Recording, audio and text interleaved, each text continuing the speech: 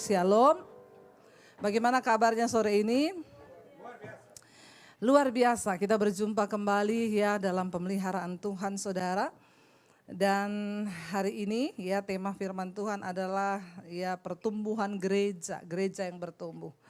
Saudara, kita harus mengerti bersama bahwa gereja itu bukan gedungnya. Gereja itu bukan bangunannya, tetapi gereja itu saudara dan saya. Alkitab berkata gereja itu adalah kumpulan orang-orang yang dipanggil keluar dari dalam gelap masuk kepada terang yang ajaib. Jadi saya percaya kita semua hari ini adalah orang-orang yang sudah dipanggil keluar. Saudara, saya beberapa waktu lalu baru sampai dari Israel, saudara ya. Ini masih agak jet lag sih. Ya, gaya padahal enggak, saudara. Ya, dan saya bersyukur saudara ya. Ya kenapa ya kita ke Israel, karena bagaimanapun juga semua kisah yang ada di Alkitab itu ada di sana. Tempatnya, sejarahnya, faktanya itu ada di sana. Ya, dan saya bersyukur kemarin kita mengunjungi tempat-tempat yang bersejarah ya. Termasuk apa yang tercatat di dalam Alkitab. Kita tahu bersama awal mula ya gereja itu ada, saudara. Ketika Yesus mati, dia bangkit. Dan dia bangkit, dia menampakkan diri kepada murid-murid. Ya, salah satu dia menampakkan diri kepada murid-murid di ya Tiberias, itu di pantai Danau Genesaret. Saudara, ketika Yesus menampakkan diri kepada murid-muridnya, dia berkata kepada Petrus di atas ya batu karang ini, ya gerejaku akan dibangun. Dan akhirnya saudara, Yesus berkata, jangan kamu pergi tinggalkan Yerusalem sebelum engkau diurapi oleh Roh Kudus. Ya, penting mereka diurapi dulu baru melayani. Ya, jangan dibalik-balik. Ya, kenapa saudara? Penting orang dipenuhi Roh Kudus dulu baru pelayanan. Ya, yang pertama supaya enggak mudah jatuh. Tidak terjadi hari-hari ini orang melayani selingkuh, melayani homo, melayani lesbi. Melayani tapi jadi pelakor, ini banyak terjadi. Kenapa? Karena tidak di dalam pengurapan Roh Kudus. Makanya Yesus berkata, penting ya jangan tinggalkan Yerusalem. Berdoa sampai Roh Kudus turun ke atasmu, baru engkau pergi melayani. Mereka ada di loteng saudara, menunggu Yesus datang di loteng Yerusalem. Kemarin juga kami datang ke sana. Dan saudara ya Yesus berkata kamu akan dipenuhi oleh kuasa Roh Kudus sehingga kamu melakukan banyak tanda. Mereka dipenuhi lalu mereka pergi. Ketika mereka dipenuhi oleh Roh Kudus, Petrus mulai berkhotbah. Ya, hari ini kita diberi firman Tuhan dari Kisah Rasul pasal yang kedua. Petrus berkhotbah begitu berapi-api dengan pengurapan Roh Kudus. Sekali khotbah, berapa ribu yang tobat? 3.000 orang bertobat. Hari ini 3.000 kali pendeta khotbah, untung-untung satu yang tobat. Ini salahnya di mana dan apa yang terjadi sekarang? Apakah pendetanya yang berubah atau jemaatnya yang memang keras kepala? Ya, Petrus berkhotbah sekali khotbah 3.000 orang bertobat. Saya sampai penasaran apa isi khotbah Petrus itu, mau saya tiru supaya orang juga bertobat. Ternyata isi khotbah Petrus memang hanya apa? Bertobatlah, bertobatlah, bertobatlah. Jadi saudara, memang hari-hari ini kita harus mendengar khotbah-khotbah tentang pertobatan. Kenapa banyak orang tidak bertobat? Karena yang didengar hanya khotbah-khotbah tentang berkat, berkat, dan berkat. Jemaat di tempat ini mau yang berkat atau tobat? Alay lebay. Yang mau dengar khotbah tobat, angkat tangan. Yang mau berkat, angkat tangan. Banyak juga yang mau berkat-berkat. Ya. Jangan cari berkat. Kejar pertobatan, maka berkat akan mengalir atas hidupmu. Karena kalau engkau cuma cari berkat, bisa jadi salah jalan. Ke Gunung Kawi juga bisa jadi kaya. Tapi kalau ikut Yesus bertobat dan diberkati. Karena kita mau menjadi orang yang diberkati. Bukan jadi orang kaya tapi Kalau orang kaya belum tentu diberkati. Saudara ngerti maksud saya? Banyak orang kaya. bisa menikmati segalanya tapi hidupnya nggak bahagia. Itu namanya orang kaya. Kalau orang yang diberkati, uangnya banyak, hartanya banyak, hatinya damai. Kok nggak ada amin? Jadi saudara mau jadi orang yang diberkati atau orang kaya? Nah begitu, sekarang baru semakin dicuci otak nih ya. Jadi mengerti ya. Nah kenapa saudara Petrus berkhotbah orang bertobat? Karena isi khotbahnya pertobatan, bertobat, bertobat, bertobat, berilah dirimu dibaptis. Dan akhirnya saudara Alkitab berkata mereka mendengarkan khotbah Petrus itu. Dan kita lihat sekarang kita masuk Kisah para Rasul pasal yang kedua ayat yang kalau saudara di rumah nanti baca ayat di atasnya itu tentang khotbah Petrus ya. Ayat yang ke-41, judul perikopnya cara hidup jemaat yang pertama. Kita belajar dari firman Tuhan supaya kita bertumbuh sebagai gereja Tuhan. Ayat 41 firman Tuhan berkata begini, orang-orang yang menerima perkataannya itu memberi diri dibaptis dan pada hari itu jumlah mereka bertambah kira-kira berapa? 3.000 jiwa. Dan Alkitab berkata mereka yang mendengarkan khotbah Petrus itu memberi diri untuk dibaptis. Kemarin kita melakukan pembaptisan di Sungai Yordan, ya, di tempat di mana Yesus pernah dibaptis. Ada yang bertanya, Bu, karena yang ikut rombongan saya itu 125 orang, enggak semua orang GBI, ada yang HKBP, Katolik, ada yang macam-macam, jemaat DBTV. Lalu mereka tanya, Bu, ya cara baptisan yang benar itu yang mana? Saya berkata yang sesuai firman Tuhan. Kita enggak boleh keluar dari konteks firman, yang sesuai dengan baptisan Yesus. Alkitab berkata hendaklah kamu menjadi satu iman, satu kasih, satu baptisan. Bagaimana Yesus dibaptis? Ketika pertama kali Yesus tampil, dia datang kepada Yohanes dan dia berkata, ya aku mau dibaptis olehmu. Yohanes berkata, untuk melepas kasutmu saja aku tidak layak. Tapi Tuhan berkata itu harus terjadi supaya genaplah apa yang dinubuatkan oleh kitab suci. Saya yakin kenapa Yesus harus dibaptis supaya memberi kita teladan. Yesus dibaptis aja banyak yang gak ikuti teladannya, apalagi kalau enggak, ya itu pasti ada yang dibaptisnya disiram air, sedikit ada yang mungkin baptisannya kayak apa. Nah kekristenan itu artinya meneladani Kristus, makanya Alkitab bilang bertobatlah dan berilah dirimu dibaptis. Jadi yang dibaptis bukan anak kecil, tapi orang yang menyadari, menerima Yesus, bertobat dan memberi diri. Jadi waktu kecil itu bukan baptisan, itu penyerahan. Karena syarat baptisan, bertobatlah, berilah dirimu dibaptis. Harusnya orang-orang yang ada di dalam gereja, ya menyadari akan hal ini, bertobat, berilah dirimu untuk dibaptis. Ya, jadi saudara saya menerangkan kepada jemaat kemarin, ya kita harus meneladani apa yang dikatakan Yesus, dan Alkitab berkata Yesus masuk ke dalam air. Ketika Yesus keluar dari air, Roh Allah seperti burung merpati turun ke atasnya. Ya, lalu terdengarlah suara dari sorga yang berkata, inilah anakku yang kukasihi, kepadanyalah aku berkenan. Kenapa Allah berkenan? Karena dia melakukan seperti yang harusnya memang tertulis menggenapi. Nah kita meneladani itu saudara. Saya bersyukur kemarin anak saya di sana ngomong, Mam aku mau dibaptis. Saya tidak pernah paksa anak saya untuk dibaptis, sekalipun saya pendeta. Saya bilang kepada anak saya, Alkitab berkata, kamu harus memberi diri. Saya kasih ayatnya, saya kasih tahu ke mereka. Tapi saya nggak paksa dia, ayo cepat cemplung ke kolam, baptis. Buat apa? Harus dari kesadaran dia memberi diri kepada Tuhan. Itu yang sah. Ya, dan akhirnya anak saya dibaptis, saya bersyukur sekali saudara. Itu adalah anugerah Tuhan, dengan sadar dia memberi diri untuk dibaptis. Bagaimana kita bisa bertumbuh? Awalnya adalah berilah dirimu dibaptis supaya engkau dimateraikan.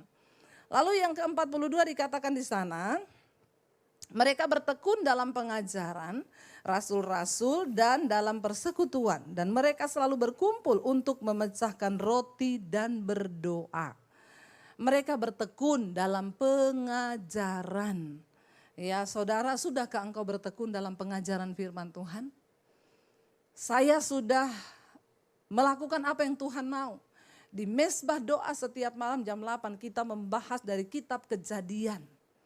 Ya, dan itu tidak mudah, tapi orang Kristen yang rindu, dia pengen tahu Alkitab. Ya, dia belajar. Ya, setiap malam kita bahas dari kitab Kejadian. Sesibuk apapun saya tetap menyempatkan waktu karena saya tahu ada orang-orang yang rindu di akhir zaman ini untuk mencari kebenaran. Ya, kita harus mencari pengajaran yang benar. Kemarin di Israel kami datang ke satu tempat yang mempersiapkan pembangunan bait Allah. Menorahnya dibuat lebih tinggi dari saya, terbuat dari emas murni. Ya, mereka berkata mereka sedang mempersiapkan segala-galanya. Ya, saya tanya dibangunnya rencananya di mana? Di Silo. Silo itu adalah tempat Imam Eli dulu pernah diletakkan tabut Allah di sana sekitar 400 tahun. Ya, ditaruh di sana dan Imam Eli sebagai imamnya di sana dan Hana datang ke sana berdoa meminta anak, lalu Samuel lahir di situ karena doa Hana. Apapun itu saudara, ya ada yang nggak percaya, ada yang percaya. Gimana bait Allah akan dibangun? Seorang Amerika Yahudi sudah mempersiapkan semuanya. Saya percaya Alkitab berkata memang itu akan terjadi karena sampai hari ini Yahudi masih menanti Mesias untuk datang.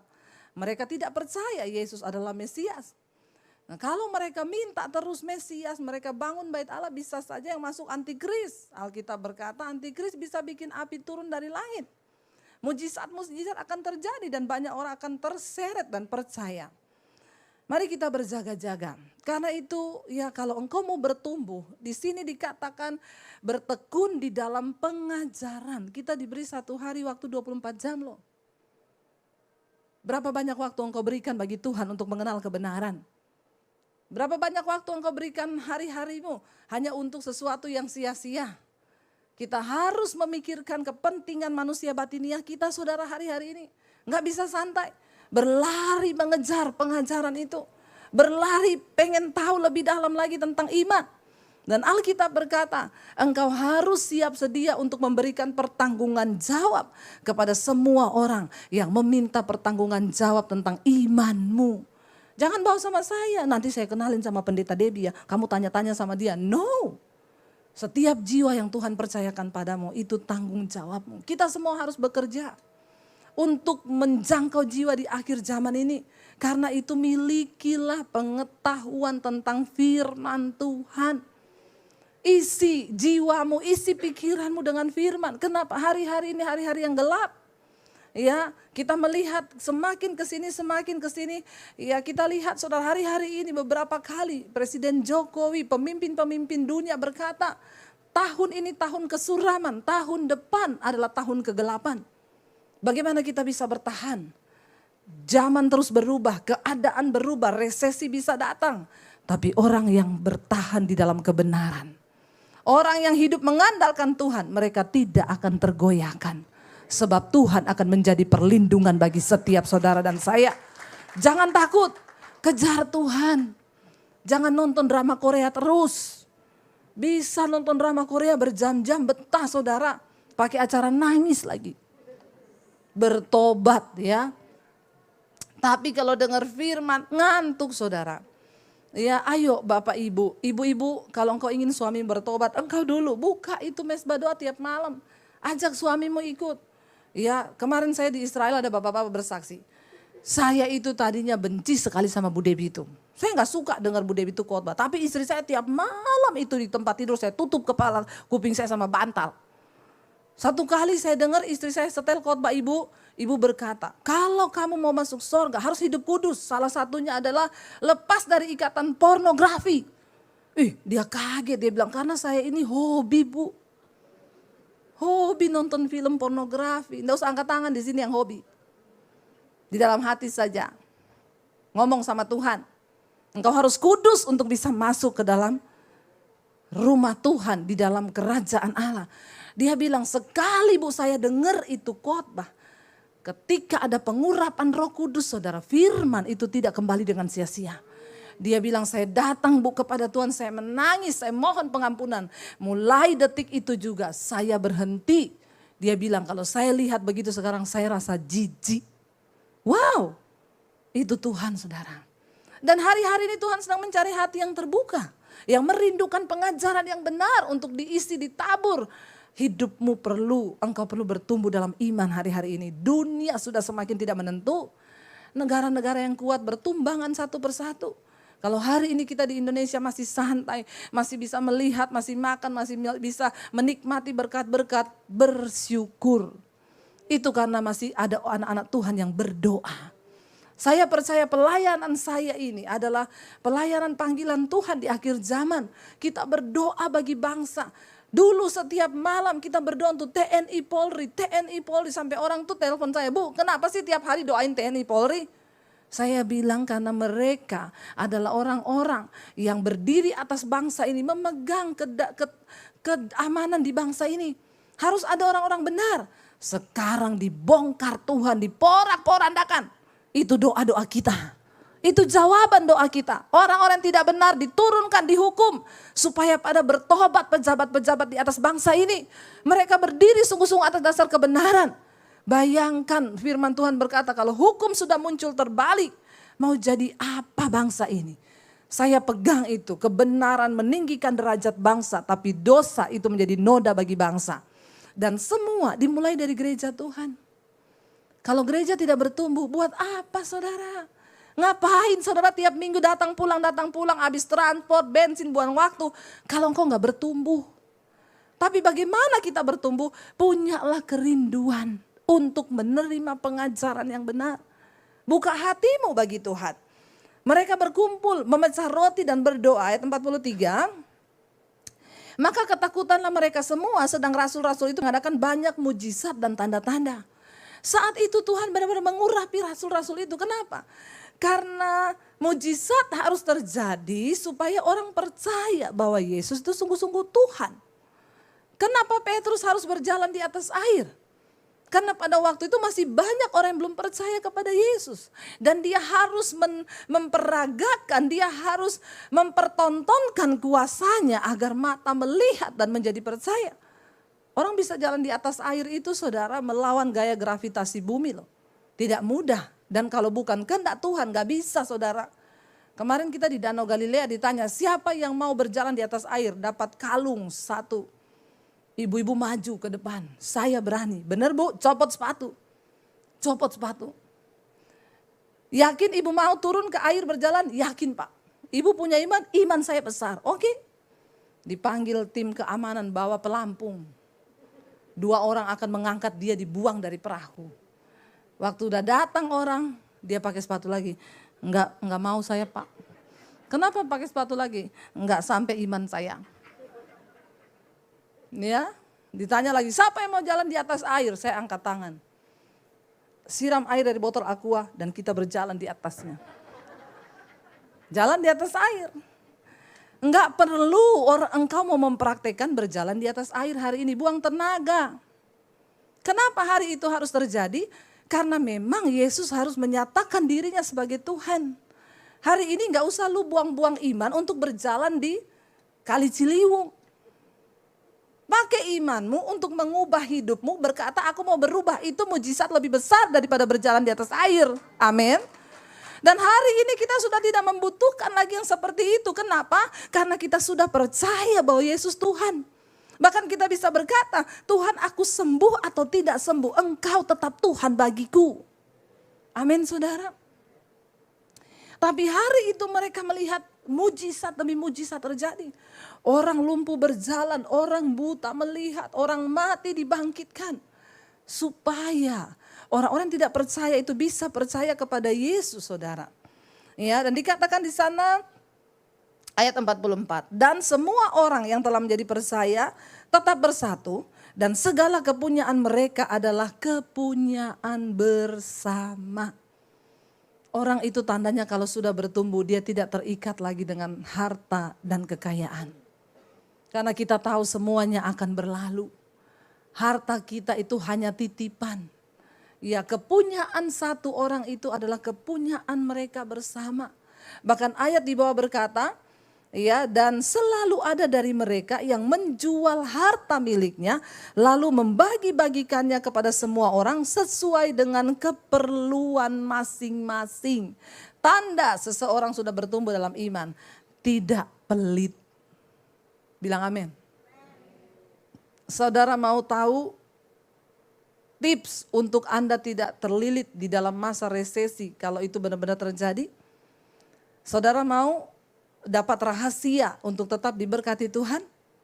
Siapa yang mau angkat tangan? Saya mau bilang banyak-banyaklah menabur. Kenapa mukanya berubah? Giliran dibilang menabur langsung. Prinsip dunia berkata, untuk bisa engkau simpan uang menjadi kaya, tabung sebanyak-banyaknya. Tapi firman Tuhan berkata, untuk engkau bisa melihat mujizat dan pemeliharaan Tuhan dalam hal keuangan, tabur sebanyak-banyaknya. Engkau mulai harus mempraktekkan ini, saudara. Lihat orang yang berkekurangan di sampingmu. Jangan hanya pikirin diri sendiri, tapi mulai melihat orang-orang kesusahan. Keluargamu lapar, beriin dia beras. Ada tetanggamu yang gak bisa makan, tolongi dia. Maka Tuhan akan memelihara engkau. Kenapa? Karena ada alasan bagi Tuhan untuk memberkati engkau. Sebab engkau menjadi berkat bagi orang lain. Sebab engkau menabur untuk pekerjaan Tuhan. Saya percaya, ya, Tuhan akan menyatakan perbedaan antara orang yang sungguh-sungguh cari Tuhan. Di tengah masa pandemi kita akan melakukan pekerjaan yang besar. Kenapa? Dunia boleh berubah, Tuhan dan firman-Nya tidak pernah berubah. Amin, saudara. Jangan hanya hidup bagi kepentingan dirimu sendiri. Mulai lihat kepentingan orang di sekelilingmu. Lihat saudaramu yang berkekurangan. Tanggalkan sedikit daging kita. Keinginan kita, kalau kita baca di sini saudara, ada dari mereka yang setiap harinya itu menjual harta miliknya, lalu membagi-bagikannya kepada orang-orang sesuai dengan kebutuhan mereka. Nggak gampang itu loh, jual loh. Hari ini saya enggak suruh saudara jual mobil, enggak. Lakukan sesuai takaran imanmu. Karena untuk memberi itu juga butuh iman. Tidak semua orang mendapatkan kasih karunia itu. Banyak orang berani buat dirinya untuk gayanya dia keluarin uang banyak. Tapi sayang untuk pekerjaan Tuhan, untuk menabur dia gak berani keluar besar. Itu banyak. Tapi Tuhan mencari orang-orang yang berani bilang, Tuhan kuasai hidupku dan hatiku. Aku mau bergerak bersama dengan engkau dalam pekerjaanmu. Kendalikan diri kita, saudara. Kalau engkau mau melihat pemeliharaan Tuhan, saudara, apa yang kita alami hari ini, itu adalah hasil taburan kita di masa-masa yang lalu. Apa yang saya bisa nikmati hari ini, itu adalah hasil taburan dari yang lalu. Saya melihat bagaimana Tuhan itu, ya, akan mempercayakan kita sesuai dengan takaran yang juga kita bisa beri. Alkitab berkata siapa menabur banyak akan menuai banyak. Menabur sedikit akan menuai sedikit. Alkitab berkata ketika Ishak di dalam perjalanan, masa kering, kelaparan, tanahnya tandus. Tuhan bilang tabur. Secara logika manusia, bagaimana menabur di masa paceklik, panas, terik, tidak ada air, disuruh Tuhan tabur di tanah itu. Tapi dia gak pakai logika, sebab mujizat itu tidak mengenal logika. Tuhan sanggup melakukan sesuatu yang bertentangan dengan logika manusia. Dia menabur di masa kering, di tengah masa kelaparan, menaburlah Ishak. Dan Tuhan berkata dia menuai. Dan dia menjadi kaya, semakin kaya, bertambah kaya di tengah masa kering. Saya percaya di tengah masa-masa yang sulit Tuhan akan pakai hidup kita untuk menjadi berkat bagi banyak orang. Itu akan sebenarnya saudara tidak akan terjadi kelaparan atau kekeringan kalau semua, ya, sudah ada satu survei yang berkata semua harta orang-orang kaya itu dikeluarin lalu dijual dibagikan sama seluruh penduduk bumi ini, maka tidak akan ada resesi. Tapi ya namanya manusia. Mari kita menyadari hari ini saudara, iman kita bertumbuh salah satu tanda adalah dengan kita berani menabur. berani menabur, maka kita pasti akan menuai. Dan di sini dikatakan saudara, ayat yang ke-46, dengan bertekun dan dengan sehati mereka berkumpul tiap-tiap hari di dalam bait Allah. Mereka memecah-mecahkan roti di rumah masing-masing secara bergilir dan makan bersama-sama dengan gembira dan dengan tulus hati. Orang yang bertumbuh, dia tuh rindu selalu ada di dalam bait Allah. Pada zaman dulu itu nggak ada jam ibadah, jadi orang bisa datang kapan saja ke bait Allah. Kemarin kita juga melihat ya reruntuhan bait Allah. Dan Yesus berkata, satu saat kamu tidak lagi akan berdoa di Yerusalem di bait Allah itu. Dan kamu tidak akan lagi berdoa di atas gunung-gunung seperti bangsa Israel ketika mencari Tuhan. Karena firman Tuhan bilang, engkau akan berdoa di dalam roh dan kebenaran. Dan tidak tahukah kamu bahwa tubuhmu itu adalah bait Allah.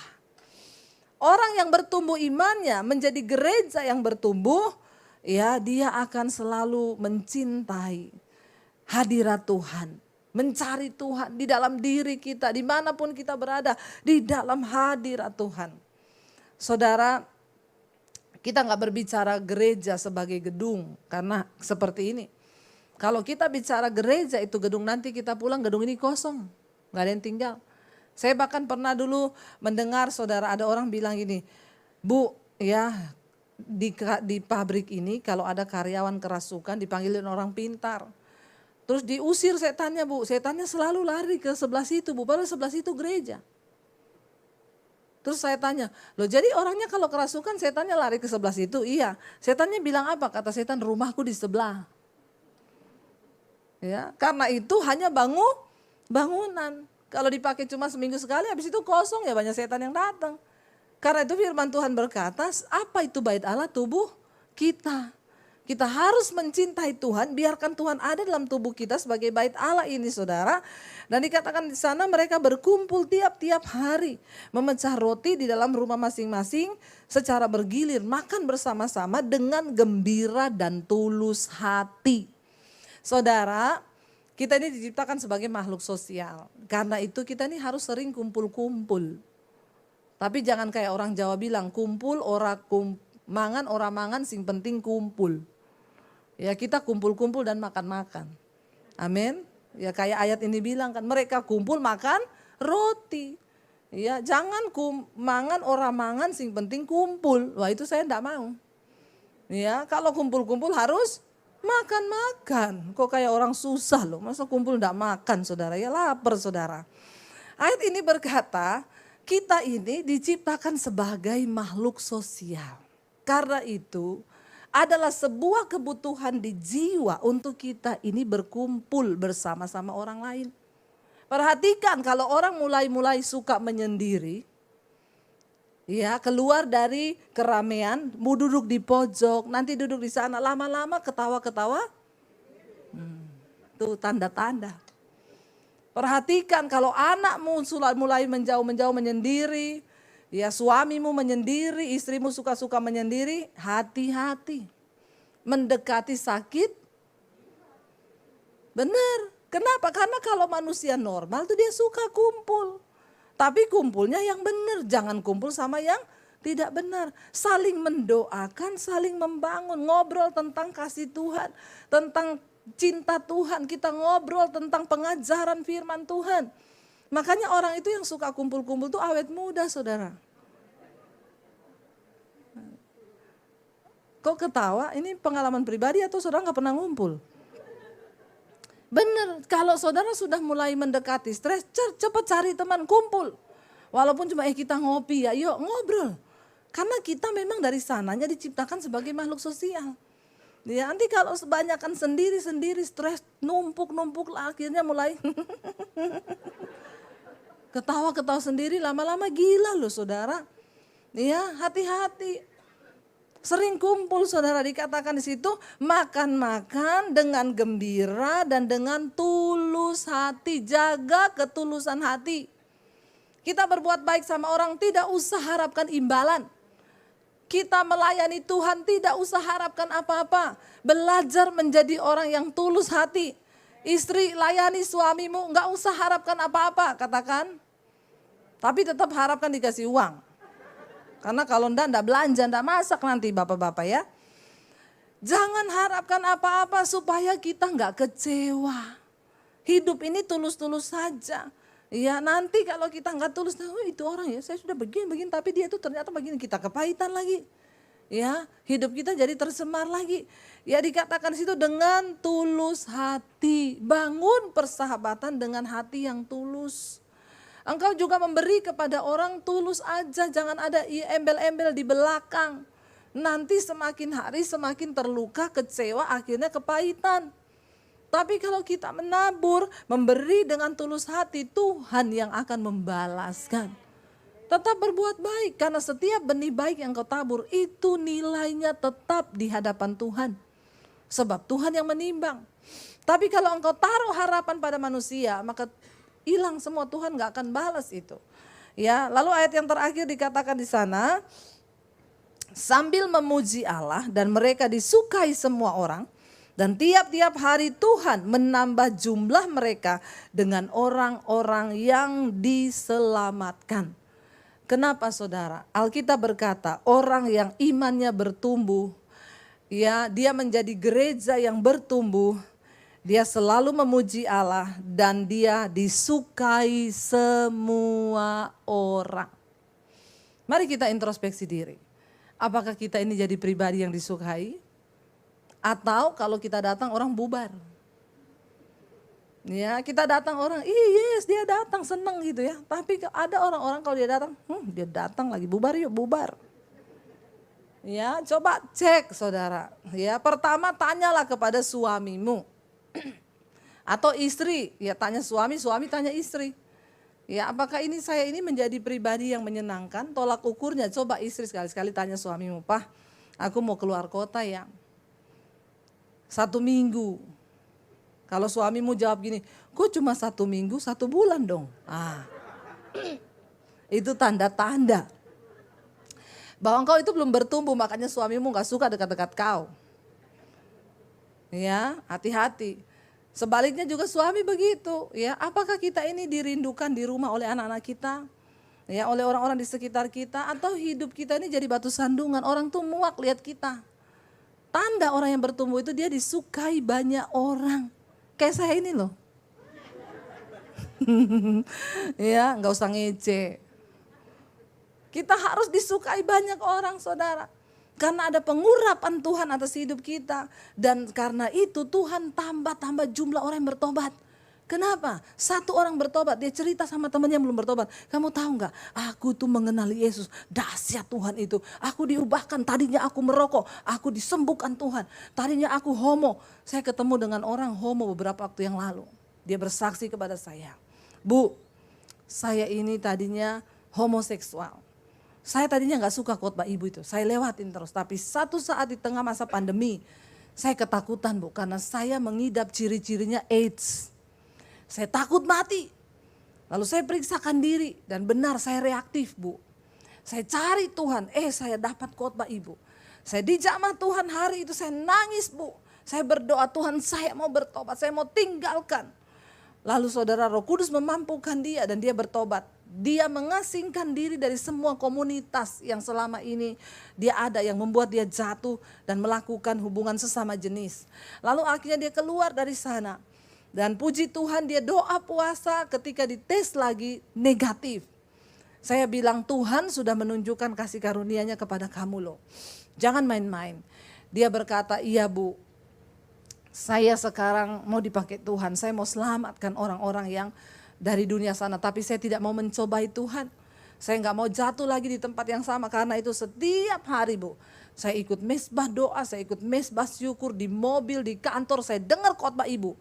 Itu namanya orang niat mau bertobat. Jangan main-main dengan dosa. Ya, pertama ciri orang bertobat itu, tinggalkan dosa, serahkan dirimu kepada Tuhan, bertobat. Yang selingkuh, bertobat. Yang kepahitan, buang kepahitan, lepaskan. Doa buat orang yang menyakiti engkau. Ayo saudara, kita berlomba-lomba di akhir zaman ini. Untuk kita boleh mencapai perkenanan Tuhan. Amin. Ya, supaya Tuhan berkenan, supaya satu saat Tuhan datang. Kita layak untuk masuk di dalam kerajaannya yang mulia. Ya, jadi saudara, siapa tahu kita lagi di sini Tuhan datang, kita diangkat semua. Ya, rajin-rajinlah dengar firman. Lagi dengar firman kan kudus tuh Tuhan datang. Jangan lagi di night club, Tuhan datang tertinggal saudara. Ya, rajin-rajin bersekutu dengan anak-anak Tuhan supaya kita ini mengalami perkenanan Tuhan. Saya undang para tim pujian penyembahan, saudara jangan takut dengan nubuatan-nubuatan apa yang akan terjadi tahun depan. Memang semua itu akan menimpa, kesusahan besar akan terjadi. Tapi kita percaya bahwa pertolongan kita itu datang dari Tuhan. Bahwa Dia yang pegang kendali atas hidup kita. Bahwa hanya Tuhan yang sanggup memberi kita kekuatan untuk melewati setiap badai. Mari kita bangkit berdiri bersama. Kita percaya saudara. Ku pandang wajah-Mu dan aku mau berseru Tuhan. Bahwa pertolonganku itu datang daripada Tuhan. Datang pada Tuhan, jangan takut. Bagian kita menyerahkan hidup, bertobat. Hari ini mari kita renungkan, mari kita introspeksi diri. Adakah hal-hal yang masih tidak berkenan yang kita simpan di dalam hidup kita? Biar kita mau aku itu di hadapan Tuhan. Biar kita mau bilang itu di hadapan Tuhan. Kita mau berkata bukan dengan kekuatanku Tuhan kami dapat menjalani hidup ini. Tapi satu hal yang kami tahu, Engkau tidak pernah berubah. Engkau Tuhan tempat sandaran hidup kami. Firman-Mu dan janji-Mu tidak pernah tergoyah. Keadaan seperti apapun di depan kami, Engkau menara perlindungan kami. Tuhan, semua kebenaran firman-Mu yang kami dengar, mampukan kami melakukannya. Beri hati bagi kami hari-hari ini untuk bisa menabur dan menabur. Karena Tuhan berkata siapa yang menabur mereka akan diberkati Tuhan.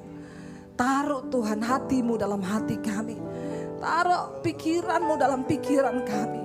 Supaya kami bukan hanya menjadi orang-orang yang berteori tentang kekristenan. Tapi kami melakukan hukum-hukum Tuhan. Dan itulah jaminan bagi hidup kami.